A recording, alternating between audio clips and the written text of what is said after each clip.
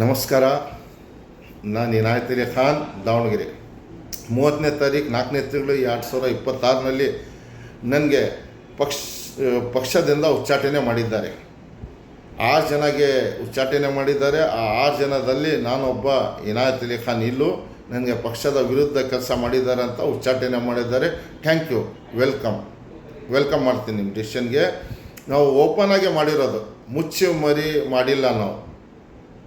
ನಾವು double game ಮಾಡಿಲ್ಲ. Open ಆಗಿ ಪಕ್ಷದ ವಿರುದ್ಧ ಹೇಳಿಕೆ ಕೊಟ್ಟಿವಿ, ಪಕ್ಷದ ವಿರುದ್ಧ ಕೆಲಸ ಮಾಡಿದ್ದೀವಿ, ಓಪನ್ ಆಗಿ ವೀಡಿಯೋಸ್ ಮಾಡಿದ್ದೀವಿ. ಯೂಟ್ಯೂಬ್, ಇನ್ಸ್ಟಾಗ್ರಾಮ್ ಎಲ್ಲ IT ಸೆಲ್ನಲ್ಲಿ ನಾವು ಪ್ರಚಾರ ಮಾಡಿ, ನಮ್ಮ ಫೇಸ್ಬುಕ್ ಎಲ್ಲದರಲ್ಲಿ ನಾವು ಡೌನ್ಲೋಡ್ ಮಾಡಿ ನಮ್ಮ ವೀಡಿಯೋಗಳು ಇನ್ನೂ ಸಿಗುತ್ತೆ. ನಿಮಗೆ ಇನ್ನೂ ಭಾಳ ಐತಿ ವೀಡಿಯೋಗಳು, ಬೇಕಿದ್ರೆ ನಾನು ನಿಮಗೆ ಕಳಿಸ್ತೀನಿ. ನಂಬರ್ ಇದೆ.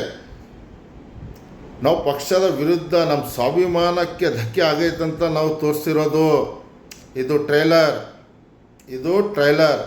ಮುಂಬರುವ ಕಾರ್ಪೊರೇಷನ್ ಎಲೆಕ್ಷನ್ನಲ್ಲಿ, ಮುಂಬರುವ ವಿಧಾನಸಭಾ ಎಲೆಕ್ಷನ್ನಲ್ಲಿ, ಮುಂಬರುವ ಲೋಕಸಭಾ ಎಲೆಕ್ಷನ್ನಲ್ಲಿ ಇನ್ನೂ ಪಿಕ್ಚರ್ ಬಾಕಿ ಇದೆ.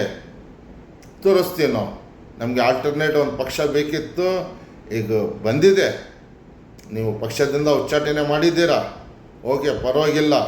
ನಮಗೆ ಐತಲ್ಲ, ನೀವು ಫ್ರೀ ಮಾಡಿಬಿಟ್ಟಿರ. ಈಗ ನಾವು ಕಾಂಗ್ರೆಸ್ ಪಕ್ಷ ಮುಸಲ್ಮಾನ್ ಪರವಾಗಿ ನಡ್ಕೊಂಡು ಹೋಗ್ತಿದೆ ಅಂತ ನಾವು ತಿಳ್ಕೊಂಡು ಇಷ್ಟು ವರ್ಷ ಬಂದಿದ್ದೀವಿ. ಬಟ್ ನಮ್ಮ ಪರವಾಗಿ ನೀವು ಇಲ್ಲ ಅಂತ ಈಗ ಸಾಬೀತಾಗ್ತಿದೆ.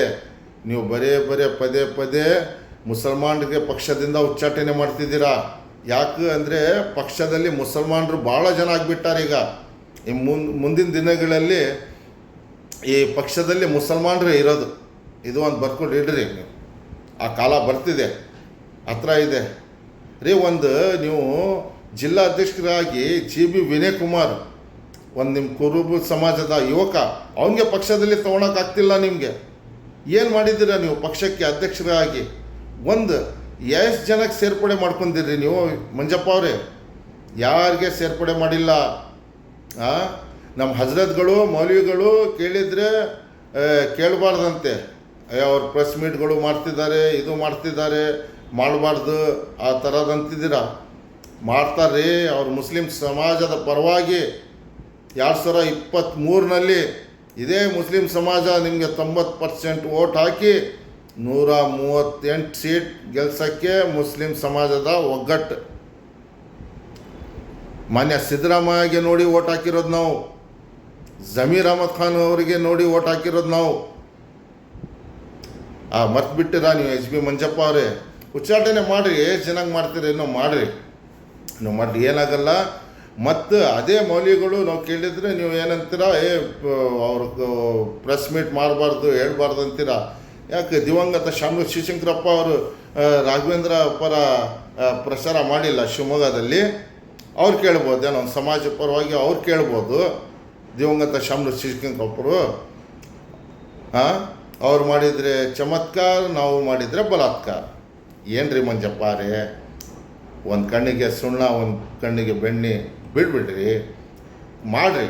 ಪಕ್ಷಕ್ಕೆ ಸೂಕ್ತವಾದ ಪರ್ಫೆಕ್ಟ್ ಕೆಲಸ ಮಾಡೋರು ಕಾಂಗ್ರೆಸ್ ಪಕ್ಷದಲ್ಲಿ ಇದ್ದಾರೆ. ನೀವು ಗುರುತಿಸಿಲ್ಲ, ನೀವು ಐತಲ್ಲ ನೆಗ್ಲೆಕ್ಟ್ ಮಾಡಕತ್ತೀರಾ. ನಿಮಗೆ ಹೇಳ್ತಿರೋದು ಒಂದು ಸಲಹೆ ಕೊಡ್ತಿದ್ದೀನಿ. ಭಾಳ ಜನ ಪಕ್ಷಕ್ಕೆ ದುಡಿಯೋರು ಒಳ್ಳೆಯ ಜನ ಅದಾರೆ, ಅವ್ರಿಗೆ ಬಿಟ್ಬಿಟ್ಟಿರಾ ನೀವು. ಮುಂದೆ ಏನಾಗುತ್ತೆ ಗೊತ್ತಿಲ್ಲ. ನೀವು ಪಕ್ಷದಿಂದ ನಮಗೆ ಉಚ್ಚಾಟನೆ ಮಾಡಿದ್ದೀರಾ, ಓಕೆ, ಪರವಾಗಿಲ್ಲ. ಮತ್ತು ಸೈಯದ್ ಸೈಫುಲ್ಲಾ ಸಾಹೇಬ್ರಿಗೆ ಆ B.Pharm ತಿದ್ದುಪಡಿ ಮಾಡಿದ್ರಲ್ಲ, ನಾವು ಇದ್ದೀವಿ ರೀ, ಅಲ್ಲಿ ಇದ್ವಿ ನಾವು. ಯಾರ್ಯಾರು ಏನೇನು ಮಾಡಿದ್ದಾರೆ ನಮಗೆ ಗೊತ್ತಿದೆ. ಯಾರ್ಯಾರು ಏನೇನು ಅಂದರು ಅದೂ ಗೊತ್ತಿದೆ. ಆ ಟೈಮ್ನಲ್ಲಿ ದಾವಣಗೆರೆ ಜಿಲ್ಲೆಯಲ್ಲಿ, ದಾವಣಗೆರೆ ದಕ್ಷಿಣ ಬಿಟ್ಟು 7 ಕ್ಷೇತ್ರದಲ್ಲಿ BJP ಬಂದಿತ್ತು.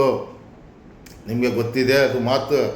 ನೀವು ಲೋಕಸಭಾ ಚುನಾವಣೆ ಮಾಡಿದ್ದೀರಾ. 4,85,000 ಓಟ್ ಯಾರು ಕೊಟ್ರಿ ಮಂಜಪ್ಪ ಅವರೇ? ಯಾರು ಕೊಟ್ರಿ? ಎಷ್ಟು ಸಲ ಬಂದಿರಾ ನಮ್ಮ ಕ್ಷೇತ್ರಕ್ಕೆ? ನೀವು ಎಲ್ಲೆಲ್ಲಿ ಅಡ್ಡಾಡಿರ? ನಾವು ಪ್ರಾಮಾಣಿಕವಾಗಿ ನಿಮಗೆ ಮತ ಹಾಕಿದ್ದೀವಿ. ಆ ಋಣ ತೀರಿಸ್ಬೇಕು ನೀವು. ಅದು ಬಿಟ್ಟು ನಿಮಗೆ ಏನು ಬರ್ತೈತೆ ಅದು ಮಾಡಿರಿ. ಅಂದರೆ ನೀವು ಒಬ್ಬರದ್ದು ಮಾತು ಕೇಳಿ ನೀವು ಪ್ರೆಸ್ ಮೀಟ್ಗಳು ಮಾಡಕತ್ತೀರ. ಲೀಡರ್ ಆಗ್ರಿ ಮಂಜಪ್ಪ ಅವರೇ.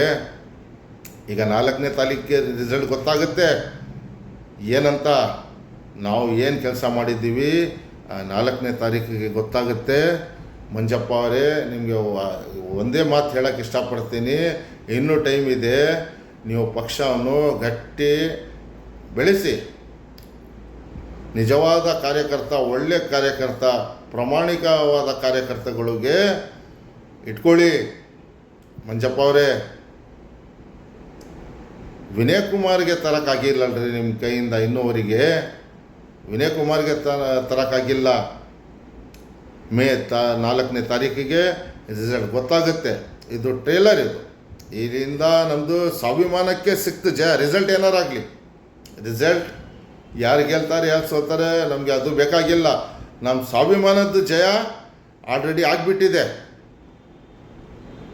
ಅದೇ ಟ್ಯಾಂಕ್ಸ್ ಆಗಿದೆ. ನಮ್ಮ ಸ್ವಾಭಿಮಾನಕ್ಕೆ ಜಯ ಆಗಿಬಿಟ್ಟಿದೆ.